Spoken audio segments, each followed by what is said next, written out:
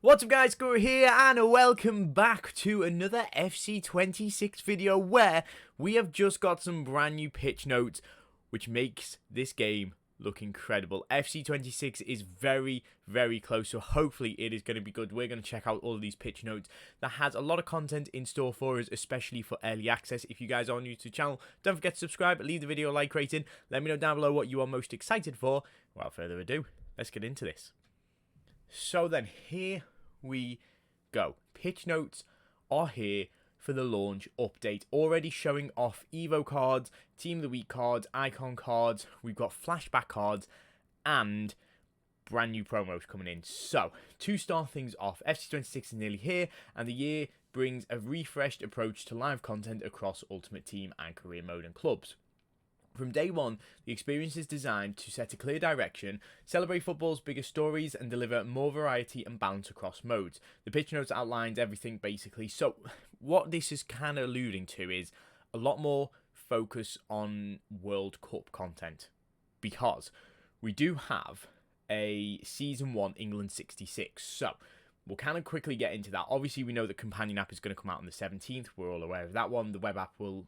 That's the web app. The companion app will come out on the 18th, which obviously you can download onto your phones. Early access is available to play from September the 18th from basically midnight, which again, we're all aware of that. If you do travel to New Zealand, hopefully your flight is good, and you'll be able to play that from midday instead. And then world launch of the standard edition is on the 26th, which is absolutely fine, but most of us will probably have early access. Worst case, you get the 10 hours early access with EA. Is it EA Play still? Yeah. So again, for £4, if you don't have the game early, it's a good option to just even get on, get some gameplay done, do all your SBCs and your pack openings on the web app. Good option for that for you. So, early access and cornerstones. Our first brand new promo is here for cornerstones. So, early access will include the following of Team of the Week 1 and Team of the Week 2. So, as soon as the companion app comes out, the web app comes out. If it's released at 5 o'clock, you have an hour to be able to pack some Team of the Week cards that aren't going to be in packs. Obviously, the gold versions of them. But we'll have Week 1 and Week 2, which is good. Evolutions, of course, which is brilliant. World Tour and Squad Foundation releases, which is good to see. Flashback SBCs, Showdown SBCs already. Interesting to see that. An opportunity to earn season points as well. So, to celebrate the return of tournament in Football Ultimate Team, early access will feature a daily knockout tournament. You complete daily to earn rewards and qualify for a one-time early access finale tournament on the final day of early access, which is really good to see. So, tournaments are already going to get sweaty. I like that. The first campaign of early access will be Cornerstones. The campaign shines a spotlight on the players that teams are built around, dependable leaders, pivotal long-term signings, and young talents who've stepped up to become the centre of the club's success. Could be quite an interesting promo to use some, maybe not like the best of the best cards. So again, you're looking at likes of players that have been at a club for a while, players that have sort of stuck at a club for a while, even if they're sort of maybe not at the best club, they've been there for a long time, or young players who've developed through the academies. I quite like the idea of that. They will provide a permanent upgrade and enhance a +2 club chemistry links, and strengthen the roles as the central pillar of your ultimate team. So already chemistry boost cards before the game's officially released. However, don't worry, the game cycle is going to be at a slower curve in terms of power curve, which we will get to right now. We've heard your feedback on the pace of FC25 power curve, and FC26 we've deliberately slowed down the power curve, pacing out upgrades more gradually. What this means for Ultimate Team: base items, rare gold, icons, and heroes will set the benchmark for the top squads deeper into the year. From day 0, content is structured around the philosophy. For example, more of the Season 1 campaign players' items will be tuned with upgrades that are more lateral to the base items. In addition, you won't see August Player of the Month player SBCs. We do know that Grealish and Yildiz have already run them runs. They got announced today, so we won't be seeing them as SBCs anyway in early access this year. And Showdown player SBCs will only get a +1 rather than a +2, but they will get a rolls ++ on them as well. Weekly campaigns, you'll still see the new weekly campaign squads most weeks, but the boost to the campaign items will be more lateral on average. So basically what this is saying is we've got a 90 rated goal Van Dijk that is like the top of the curve right now. So therefore, no card will go above that until later in sort of the team of the year. I'm pretty sure from what I'm reading of this. Of course, the bigger campaigns like Black Friday, Team of the Year, and Team of the Season will still deliver items with significant stat boosts. However, in between, you can expect more measured boosts and lateral upgrades that will be focused on more of an expanding the pool of squad building opportunities. So, what that's basically saying is kind of what I've just alluded to. A 90 rated Van Dijk is your sort of like your top line for a centre back. You can get like a Lewis Dunk to an 89 rated card, but you'll never have him surpass that. You can get a Bastoni to a little bit of an upgrade, but he won't go past that Van Dijk. So it might mean that a lot of our top tier goal cards might not see any promo cards for a while, or if they do see a promo card, it is incredibly small of an upgrade, but that will slow down the power curve. So we can still have tons of special cards. Instead of just having 3 meta centre backs that everybody keeps recycling through, we're going to have 30. Something like that. It'd be quite interesting to see if that works. Rewards for champs, rivals, squad battles, SBCs, Evos, seasonal ladders, offers in store, and more attuned to match the new pacing, which is good to see. In summary, FC26 slows down the pace of progression, which is what we want. Chemistry style refreshes to support the slower power curve. Chemistry styles have also been rebalanced in FC26, helping to keep upgrades feeling satisfying without letting any chemistry styles disrupt the overall balance. So new boost model styles now use a 369 point boost system instead of 4-8-12. Now in the stack apps, fair enough. Pace trade-offs, pace heavy styles are now more of a choice. Boosting speed comes with trade-off in other areas. Interesting to see. There is a full table here. If you can read that, fair play to you. I have absolutely no chance of reading that. It is far too small on my screen, and I can't make it any bigger. FC26 seasons a world tour through football history, which is kind of what I was saying with the World Cups. In FC25, we introduced seasonal content like the World Tour alongside campaigns, adding new dimensions to rewards and squad building. And FC26 seasons takes another step forward, tying football's greatest stories directly to Football Ultimate Team. It's not FIFA anymore. Football is about stories, and international football provides the biggest stories to tell. To celebrate FC26 seasons, we will take you on a journey through the eras, revisiting legendary tournament with a world tour through history. Each season will centre on a historical international tournament, culminating in Season 8, the Festival of Football. Brilliant to see that coming back. However, that is going to be in like July. But good to see we're getting Festival of Football back, especially for this summer. Along the way, host nations and winning nations players will appear across the season ladder, SBCs and objectives, while the most influential stars from each tournament will be honoured through a brand new seasonal player program. So Season 1 is England 66, which obviously is when England won their only World Cup. Theme is English Premier League and WSL players focused on celebrating the triumph on the wingless wonders. The rewards are packs, player picks, player items, stadium customization, evolution cosmetics, and all of that stuff, the generic types of things.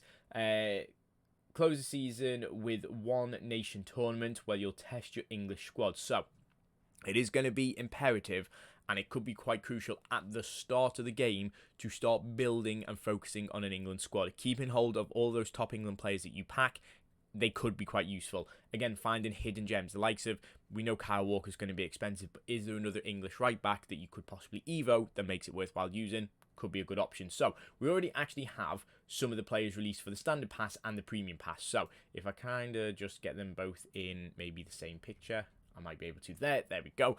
So we're starting off with Morgan Rogers 86, Conor Gallagher's 85, Ranieri's 85, and Kwanzaa's 85. So they are like the promo cards, and then we've got the Squad Foundation cards of Charles, Conor Cody, Dembele, who's actually got a card in the game who will be quite usable, Park's in there, and then Riviera's in there as well.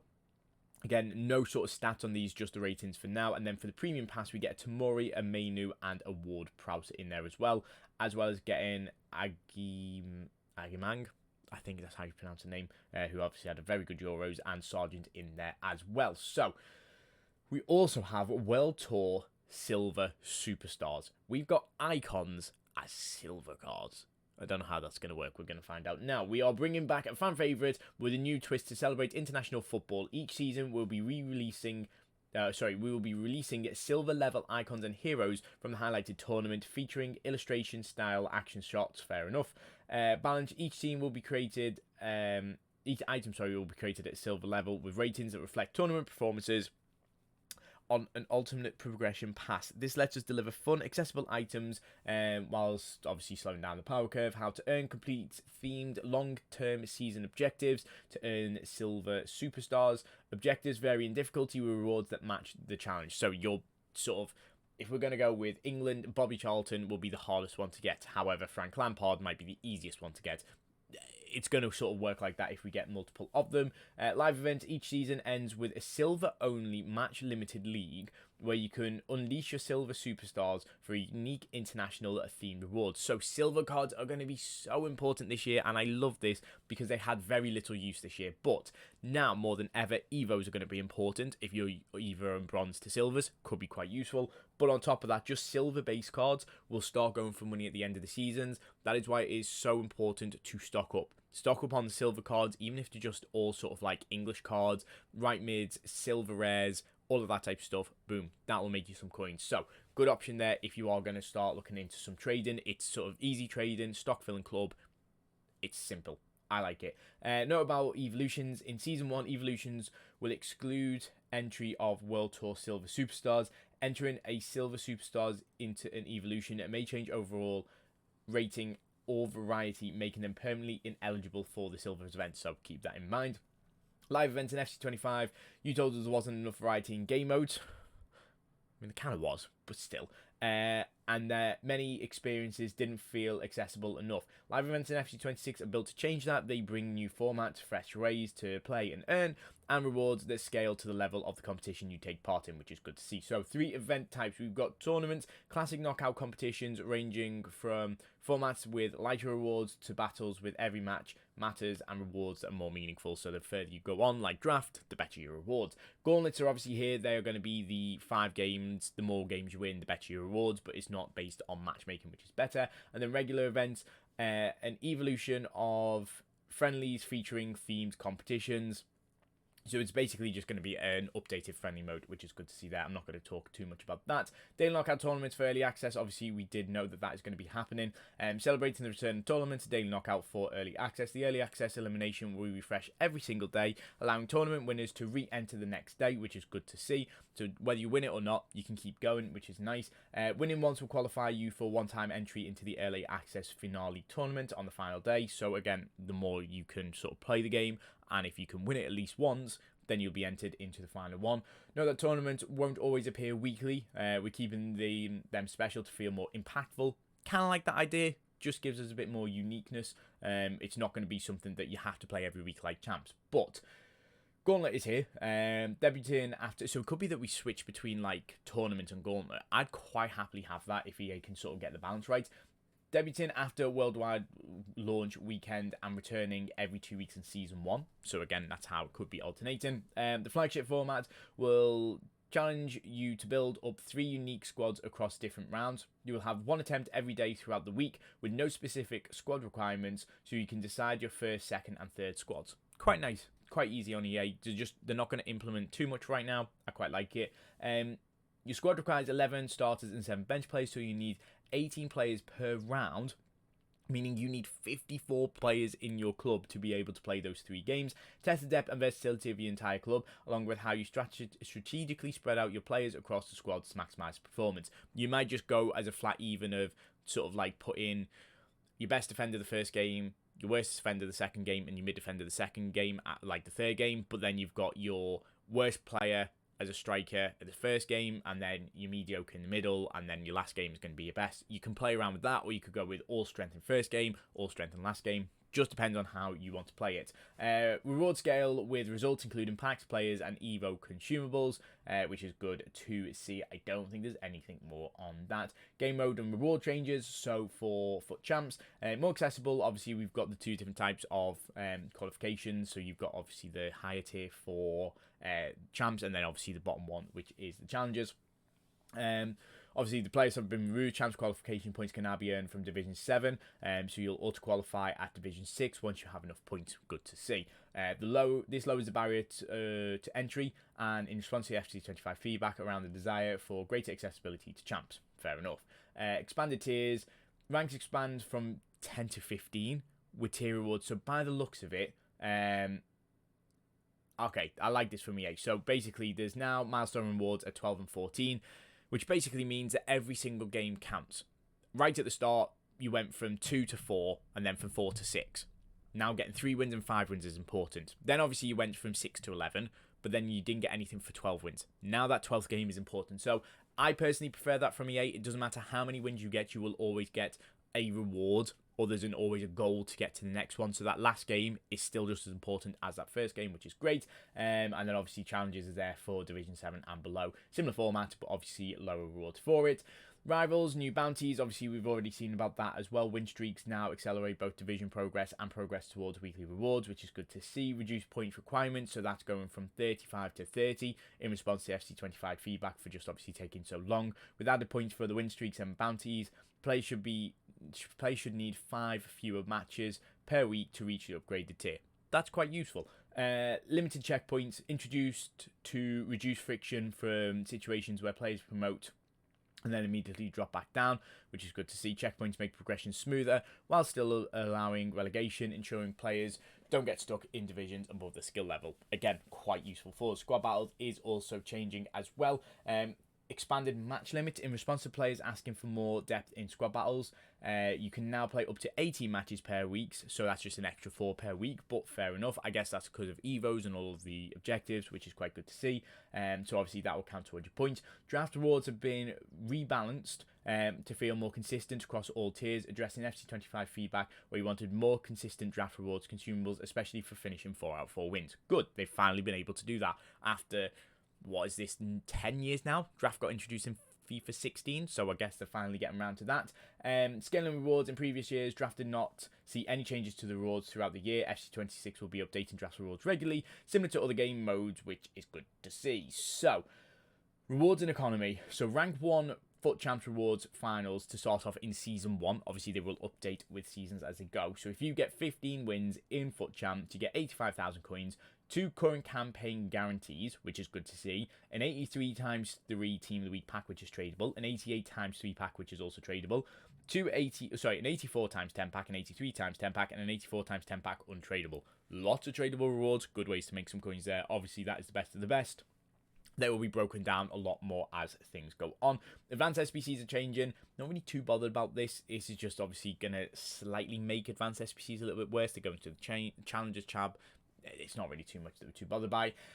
Evos for FC26. God, this video is going on a while, but hopefully you're still watching this. I apologise, it has gone on for so long, but at the same time, it is absolutely worth it. So, power curve in FC26. Evolutions will be more focused on boosting the level of bottom and middle tier items of your squad rather than consistently creating the items to the highest stats, which is good to see.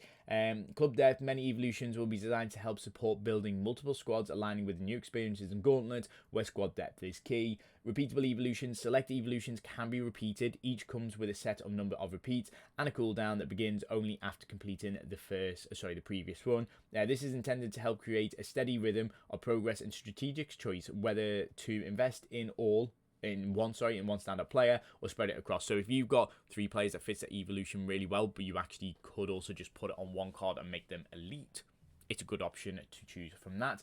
Visuals, most evolutions that provided incremental upgrades will no longer change item design, allowing you to preserve the original look and feel of your player item. Like sort of down here, if Robertson is only getting a boost to defending, it will only boost his defending and he'll stay as a gold card. Also good for obviously going into certain specific squad types and all that type of thing. Icons and heroes, these are the new icons that are being released, and we now have the official ratings for them. So obviously we've got a few 86 rated, a few 88 with, an 88 in Chiellini, an 89 with Jones, Marcelo and Totti, 90 for Cruz, 91 for Morgan, 91 for Ibrahimovic, and a 92 for Iniesta. Very much deserved. Personally, though, I think Ibrahimovic should be 92, but hey, that's just my opinion. Obviously, we already knew about all of these, so we don't really need to look too much into them as well. The icons for their baby versions, max 86 rated, and then obviously 85s in there as well. So good to see that EA are doing that to drop it down for the power curve. Obviously, these we will be getting from... Oh, okay, September the 19th. Good to know that we can open the packs from them. That it is quite useful for us. Premium Ladder, Ultimate Edition, pre-orders to get the Premium Ladder on the Season Pass 1 straight away. Good to know. Oh, here we go. FC points. So you get 2,000 points for your first login. 2,000 on the same or closest day the following month. Ah, okay. So basically, if you start on September the 19th, you get them September the 19th, October the 19th, and November the 19th. Kind of good, but kind of split out a little bit more. What this will help with is when we sort of get to, like, I don't know, new season in November, you've then got like FC points to add onto there, but fair enough. And then your evolution slot should be able to add on from the first one round. Ultimate Team Transfer Market, basically everybody gets added onto this straight away. Don't need to worry about that, which is absolutely fine. Updated match outcomes in Ultimate Team. So if at launch, one of these conditions must apply for you to order in order for you to get the win. So you either need to play 45 minutes in the game, so get to half time. The quitting or disconnecting player has conceded a penalty kick, or they have conceded a red card. In addition to this, at launch, a player can only receive a win from this 5 times a day, which is what happened last time. Basically, that stayed the same. Nothing really too much is updated there. Similar for Rush. Players who consistently quit or disconnect from Rush matches will first experience a 15 minutes matchmaking delay. In the following delay, they continue to leave matches early. The delay will escalate up to an hour, which is good to see, because then it means that it's not the people who just sat there to do Evos. They're just going to get constantly kicked, so you don't have to worry about that. Returning rewards. We want returning players to feel welcome back. Eligible players coming from FC25 will receive early rewards to curate a squad and complete SBCs. Nice to see that we're getting early access rewards. We like that. EA Play rewards. Ultimate Team, we will get an 85 plus one of 5 lone player pick for 10 matches. It's a midfielder, defender, or attacker. And we also get a draft token, which is good to obviously start using that mode. The rest of that we don't really care about. Club members rewards. Founder kits and crests will be added on, obviously, if you played in FC24. Club members rewards in Ultimate Team. Again, more sort of TIFOs and all of that type of stuff. You had to be playing in by the 1st of November in 2023. So unless you can time travel and you haven't done it, you can't do it. Very sorry, but you're not missing out on much. Pre-season rewards, obviously, they will be granted to us starting from the 14th of October. So a little bit later on, which isn't ideal for some of the packs, but hey-ho, it is what it is. And then a bit of gameplay, which I'm not really going to go too much into, along with clubs that we're not really too bothered by, nor the career mode. I suppose clubs technically bothered by, because I could be playing in Gingers Leagues for Bateson. That is something that I'm currently doing, if you don't already know. But yeah, that is pretty much it. So, apologies, it's been a long one. Apologies, it's just been me talking for the last 23 minutes. But, on a whole, this game is super, super exciting that we're coming into. I am really looking forward to seeing what will happen. I've got a lot of hope for EA. My only concern is if this doesn't go well, it's the biggest flop of all time. But a lot of people are hyped for it. Hopefully you guys are as well. Let me know down below what you are most excited for. If there's anything I've missed, tell me. If there's anything I spoke too much about and you missed out and want to know more about it, again, leave it down below. But for now, that is it for some FC26 news. We have 5 more days till the companion app, 7 more days till we play the game. Hopefully you are excited. And that's where we're going to leave it for today. I'm out. Peace.